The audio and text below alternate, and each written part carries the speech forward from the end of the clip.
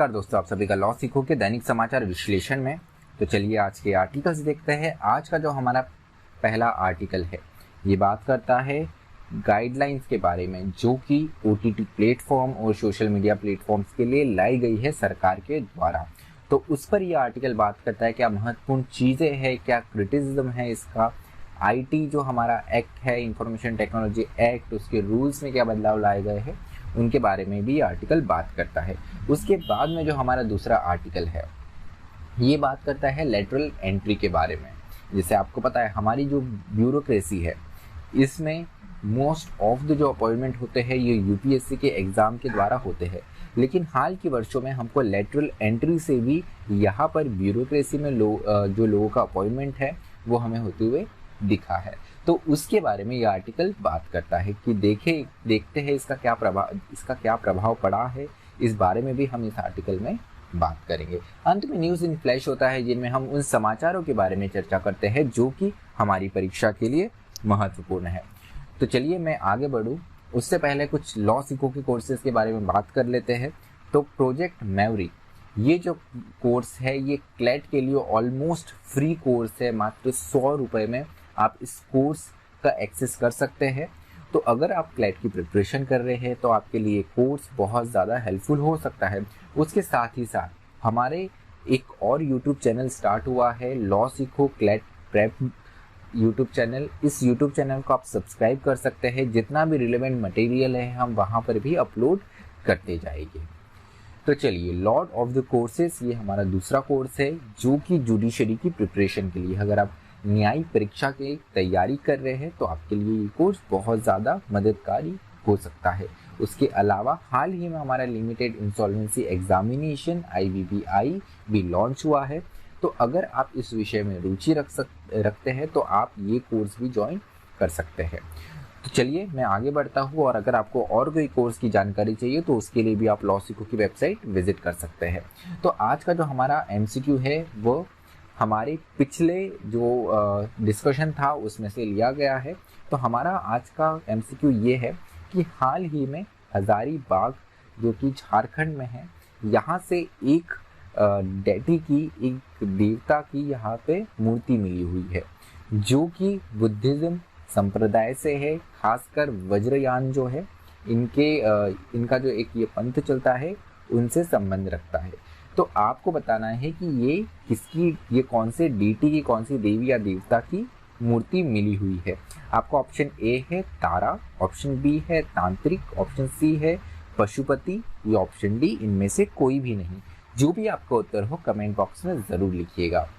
तो चलिए आज के हमारे वर्णनात्मक प्रश्न पर आते हैं। तो आज का वर्णनात्मक प्रश्न हमारा ये है कि why has it become necessary to regulate the online content on various OTT platform.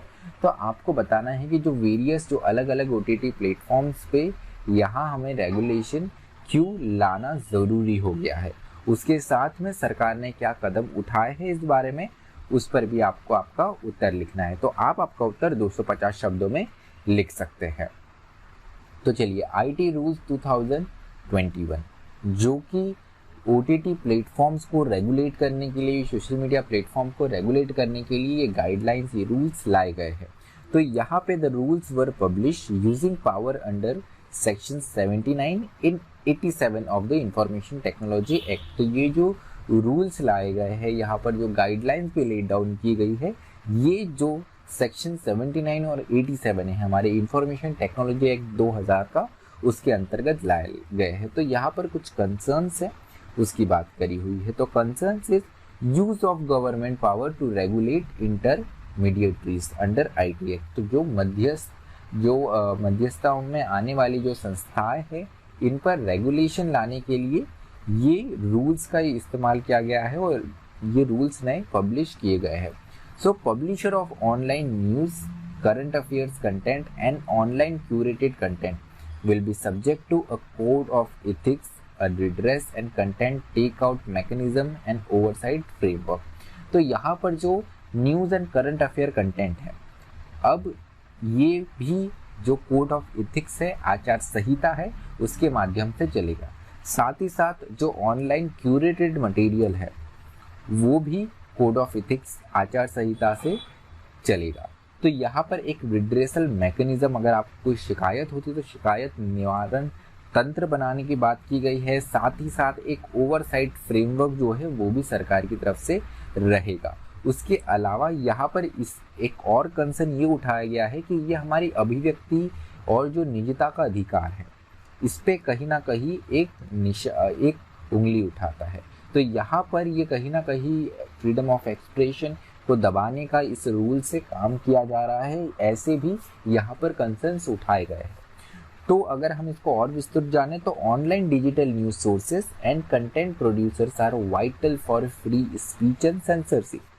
तो यहाँ पर जो ऑनलाइन डिजिटल न्यूज़ है, जो कंटेंट प्रोड्यूसर है, ये आज एक बहुत बड़ा माध्यम बन गया है किसी भी न्यूज़ पाने का या ज्ञान अर्जन करने का, क्योंकि बहुत अच्छा मटेरियल भी अब हम देखते हैं कि डिजिटली आने लग गया है। अब जैसे हम ही आपसे जिस तरीके से कनेक्टेड है, ये भी हम एक ऑनलाइन माध्यम के थ्रू ही कनेक्टेड है। तो ऐसे जो अलग अलग माध्यम है, जो न्यूज़ चैनल है, ऐसे बहुत से न्यूज़ आउटलेट ऑनलाइन पे ही चालू हुए हैं, तो कहीं ना कहीं ये इनके फ्री स्पीच पे एक सेंसरशिप ला सकता है। उसके अलावा रूल्स में ये भी कहा गया है कि एंड टू एंड इंक्रिप्शन जो है इसको भी रिमूव कर दिया जाए। तो एंड टू एंड इंक्रिप्शन जो है वो केवल दो व्यक्तियों के बीच में ही बात रहे, इसके लिए लाया गया है, तो उसे भी हटाने की बात की गई है। उसके अलावा such regulation must be through proper legislation aim to create fair, just and resilient rules for a more civil society online। तो ये जो रूल है ये एक प्रॉपर लेजिस्लेशन के माध्यम से आनी चाहिए थे, ऐसे यहाँ राइटर ने बताया है, जो कि अपने आप में काफ़ी निष्पक्ष होते, लचीले होते, जो कि बहुत ज़रूरी हो जाता। तो ये एक अलग कानून के माध्यम से आने चाहिए थे, ना कि किसी पर्टिकुलर आप सेक्शन का यूज़ करते हुए एक रूल्स के फॉर्म में इनको लेकर आ रहे हो। तो राइटर ने यहाँ पर ये सजेशन दिया है। उसके अलावा सेक्शन 79 और 87 जो है इंफॉर्मेशन टेक्नोलॉजी एक्ट का, ये बात करते हैं सेफ हार्बर की। तो सेफ हार्बर की किसके लिए बात करते हैं?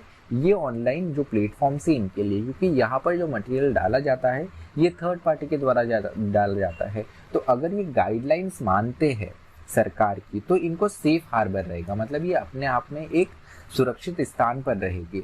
अगर ये सरकार की गाइडलाइन नहीं मानते हैं, तो यहाँ पर जो इनको सेफ हार्बर वाला ही सुरक्षित स्थान जो मिला है कि अगर कोई थर्ड पार्टी गलत चीज़ डालती भी है तो इसका आरोप इन पर नहीं आएगा। तो ये जो इनको एक कवच मिला हुआ है, प्रोटेक्शन मिला है, वो हट जाएगा। तो यहाँ पर एक लॉजिक दिया है कि intermediaries have no control over relevant content info on their platform but merely enable sharing of content. तो ये केवल शेयरिंग का काम करते हैं, इसके लिए इनका यहाँ पर इतना होल्ड नहीं होता है। तो यहाँ पर जो सरकार ने रूल्स गाइडलाइंस दिए हैं उसका आपको सिर्फ पालन करना है, तो ही आपको सेफ हार्बर एक प्रोटेक्शन मिला रहेगा। तो चलिए अगर हम कुछ मुख्य बिंदु देखें तो यहाँ पर सोशल मीडिया प्लेटफॉर्म पे अब जो सोशल मीडिया कंपनीज हैं इनको ये बताना पड़ेगा कि जो मैसेज है या जो वीडियो आया है इसके फर्स्ट ओरिजिनेटर कौन है। तो फेक न्यूज़ कहाँ से फैली हुई है ये पता चलेगा। उसके साथ में ग्रीवियंस ऑफिसर जो है वो इनको अपॉइंट करने की ज़रूरत है, जिसे आप अपनी कंप्लेंट्स दे सकते हैं, और ये कंप्लेंट 15 दिन में रिजॉल्व होना ज़रूरी होगा। उसके अलावा फाइल मंथली कंप्लायंस रिपोर्ट, तो यहाँ पे हर मंथ एक कंप्लायंस रिपोर्ट भी फाइल करने की आवश्यकता है। उसके अलावा जैसे हमारे आम न्यूज़ के जो न्यूज़ चैनल रहते हैं जो टीवी पे, उसके तरह अब टीवी के जो न्यूज़ है उनके लिए भी आपको एक सेल्फ रेगुलेटरी बॉडी बनाने की ज़रूरत है, इसकी भी बात सरकार ने करी है। उसके अलावा जो OTT प्लेटफॉर्म है अब उसमें एज वाइज कैटेगरी बनाने की आवश्यकता है कि कौन सा बच्चों के लिए है, 7 साल के जो प्लस बच्चे हैं उनके लिए, 13 ईयर प्लस बच्चे हैं, कौन सा एडल्ट कंटेंट है। ये भी आप अगर कोई भी मूवी या सीरीज निकालते हैं तो वो आपको शो करना ज़रूरी हो जाएगा। उसके अलावा ऐसा मटेरियल जो भारत की अखंडता और सुरक्षा को हानि पहुंचाता है या खतरा पहुंचा सकता है, या जिसमें पोर्नोग्राफी जैसे मटेरियल इंक्लूड हो या डिफेमेटरी हो, तो ये मटेरियल भी आपको निकालने पड़ेंगे अगर आपको शिकायत यहाँ पे मिलती है। उसके अलावा ग्रीवियंस ऑफिसर को अगर कोई भी कंप्लेंट मिलती है तो वो उनको 24 घंटे के अंदर उसको एक्नॉलेज करना पड़ेगा और 15 दिन में उसको सुलझाना होगा। तो चलिए जिन हम सेक्शन की बात कर रहे थे वो सेक्शन यहाँ पर दिया गया है, सेक्शन 79 है इंफॉर्मेशन टेक्नोलॉजी एक्ट का, यहाँ से आप रेफरेंस ले सकते हैं। तो चलिए दूसरे आर्टिकल की तरफ बढ़ते हैं, ये है लेटरल एंट्री इनटू ब्यूरोक्रेसी के बारे में। तो लेटरल एंट्री की हम जब बात करते हैं तो यूपीएससी के माध्यम से हमारी ब्यूरोक्रेसी में जितने भी हमारे आईएएस ऑफिसर है, आईपीएस ऑफिसर है, आईएएस ऑफिसर और जो विभिन्न इंडियन सर्विसेज में हैं वो अपॉइंट किए जाते हैं। लेकिन पिछले लास्ट मंथ फरवरी 2021 में यूपीएससी ने एक एडवर्टाइजमेंट इशू करा जिसमें उन्होंने जॉइंट सेक्रेटरी और director in central government department इनकी वैकेंसी निकाली। ये वैकेंसी निकाली लेटरल एंट्री के माध्यम से। तो अगर अभी किसी को जॉइंट सेक्रेटरी या डायरेक्टर बनना है तो पहले ऐसा हुआ करता था, आप आईएएस ऑफिसर बनते थे और धीरे धीरे आपका प्रमोशन होते हुए आप इस सीवी तक पहुंचते थे। लेकिन अब डायरेक्टली जो प्राइवेट सेक्टर है वहां से इन लोगों को लेने की बात की है, तो डायरेक्ट इंटरव्यू के माध्यम से यहाँ पर आ जाते हैं। तो लेटरल एंट्री क्या होती है, तो नीति आयोग ने 2017 में रिकमेंडेशन दिए थे, सुझाव दिए थे for induction of personal eight middle and senior management. तो सरकार में जो मिडिल और सीनियर मैनेजमेंट है यहाँ पर डायरेक्टली लोगों को लेना, ये सेंट्रल सेक्रेटरीट के लिए जो हमारी सेंट्रल गवर्नमेंट की है। तो इसका यहाँ पर एम यह था कि at achieving the twin objective of bring fresh talent as well as augment that availability of manpower. तो यहाँ पर मैन पावर आए, डाइवर्स मैन पावर आए, उसके साथ में फ्रेश टैलेंट भी इंट्रोड्यूस हो, उनके लिए ये लेटरल एंट्री का कार्यक्रम लाया गया है।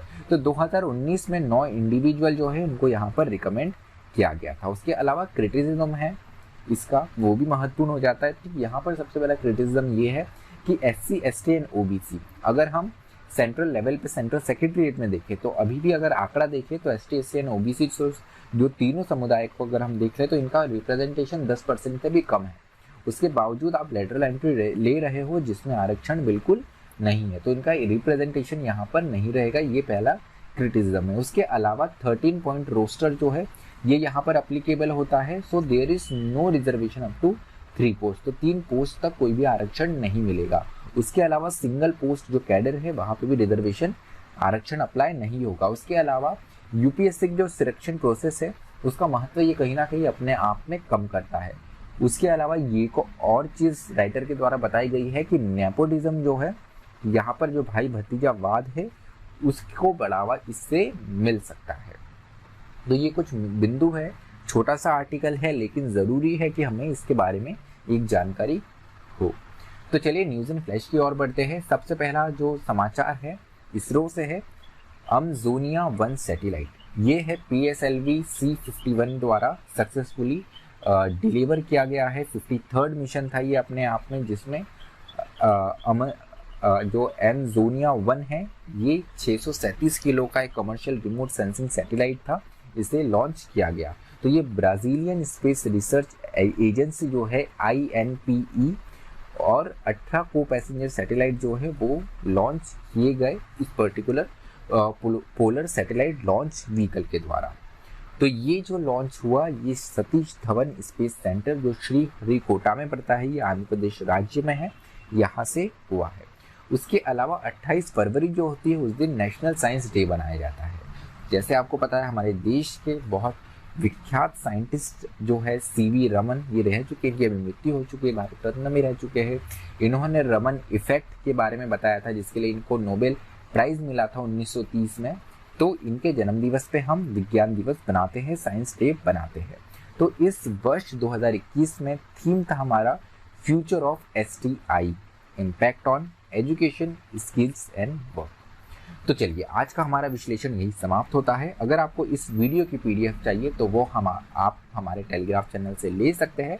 उसके अलावा और कोई जानकारी चाहिए तो आप www.lawsikho.com भी विजिट कर सकते हैं। मुझे सुनने के लिए आप सभी का धन्यवाद। इसी तरह पढ़ते रहिए, मेहनत करते रहिए। Thank you.